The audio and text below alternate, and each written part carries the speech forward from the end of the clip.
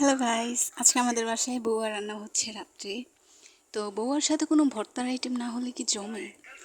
তাই আমি চলে গেলাম ধনেপাতা ভর্তা করার জন্য। সরি, মানে ধনেপাতা তোলার জন্য ভর্তা করব তাই। তো এই রাত্রবেলা আমি গেছি ধনেপাতা বাগানে ধনেপাতা ছেঁড়ার জন্য।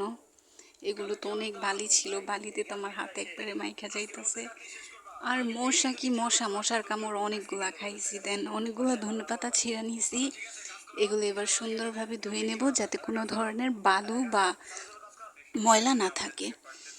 তো যে কথা সেই কাজ, সুন্দরভাবে ধুয়ে সব কিছু রেডি করে আমি বসে পড়লাম ভর্তা করার জন্য। ধনেপাতাও তো অনেকে পাটায় বেটে ভর্তা করে খায়, বাট আমি জানি না তোমরা এভাবে বিলাতি ধনেপাতা ভর্তা খাইছো কি না। যদি না খেয়ে থাকো তাহলে অবশ্যই ভর্তাটা একদিন ট্রাই করে দেখবে, অনেক মজা, বুঝতে পারছো, যদি ভালো মতো করতে পারো। দেন আমি পেঁয়াজ মরিচগুলো আগে ভালোভাবে ডোলে থেতো করে নিয়েছি, একবারে মিক্স করে নিয়েছি। তারপরে ধনেপাতাটা মিক্স করে দিয়েছি এগুলোর সাথে সুন্দরভাবে ডলে ডলে, যাতে ধনেপাতাটা আঁশ না থাকে। সুন্দরভাবে ডলে একবারে নরম করে ভর্তাটা কমপ্লিট হওয়ার পরে একটু সরষের তেল দিয়েছি একটু ফ্লেভারের জন্য, কারণ সরষের তেল ভর্তাতে দিলে অনেক মজা লাগে। আর হাতে ডোলা ভর্তাতে সরষের তেল হবে না, এটা কি হয়? তো আমার ভর্তা এখানে কমপ্লিট হয়ে গেছে।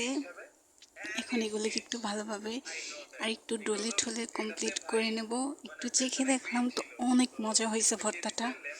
দেন